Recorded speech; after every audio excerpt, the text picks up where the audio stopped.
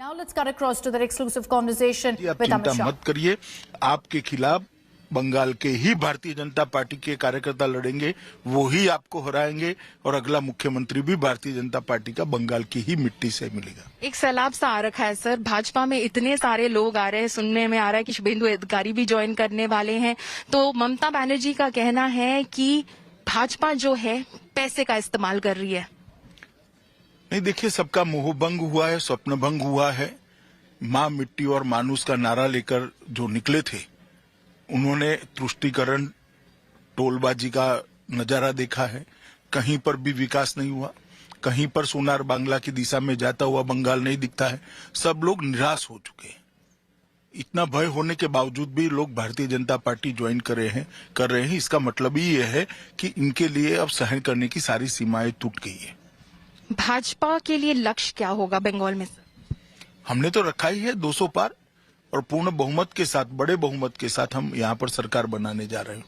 Sir, Mamata Banerjee का कहना है कि जब आप डीजीपी, सीएस इनको समन करते हैं या फिर सेंट्रल डेप्यूटेशन करवा देते हैं 3 आईपीएस ऑफिसर्स का, क्योंकि वो उस वक्त मौजूद थे जब राष्ट्रीय अध्यक्ष पर उनके कॉन्वॉय पर हमला हुआ, तो आप फेडरल स्ट्रक्चर के यू गोइंग अगेंस्ट इट, आप अनकॉन्स्टिट्यूशनल बिहेव कर रहे हैं।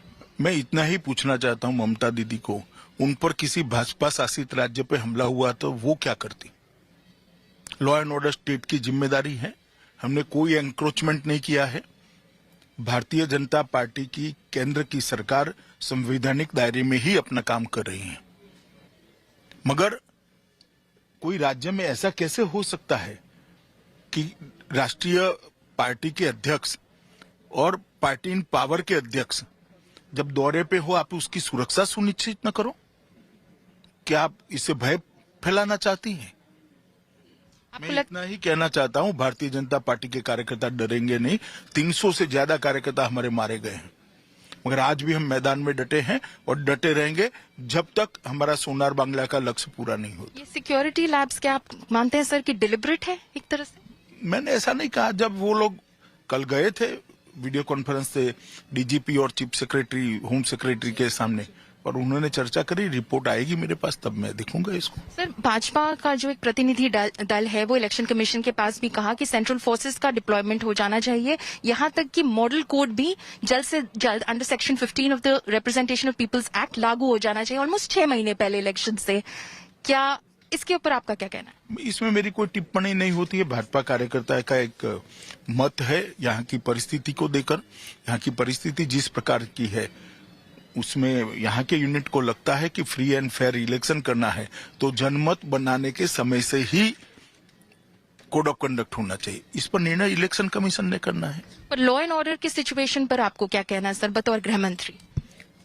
देखिए, मैं एक भाजपा कार्यकर्ता के नाते इतना ही पूछना चाहता हूं ममता दीदी को कि देश में कोई ऐसा राज्य नहीं है जहां 1.5 साल के अंदर 300 से ज्यादा कार्यकर्ताओं की हत्या हुई।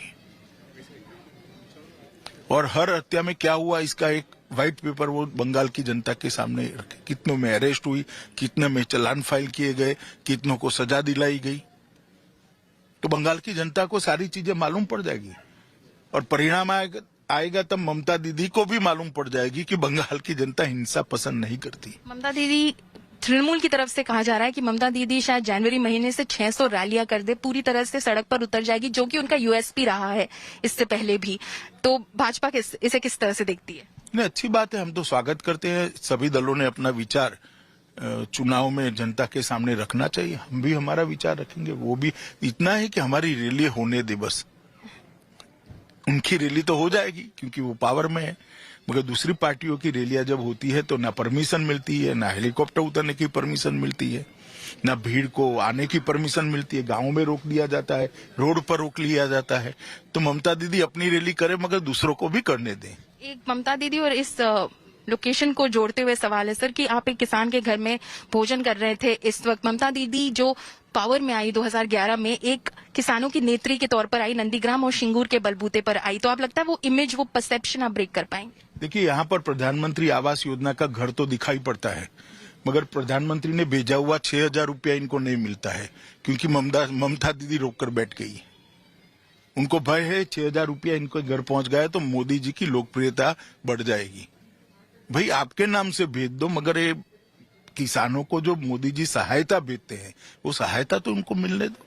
एक आखिरी सवाल सर, किसानों से ही जुड़ा हुआ, क्योंकि आपने वो मीटिंग ली थी पूसा में जिससे काफी उम्मीदें थी कि जो लॉक जैम है वो टूटेगा। अब आप क्या कहते हैं सर, आपको क्या दिशा दिख रही है इसका? मुझे तो अभी भी आशा है कि मुद्दों पर चर्चा होगी और इस गतिरोध खत्म होगा। आप कोशिश करेंगे कि आप उनको बुलाएं दोबारा से?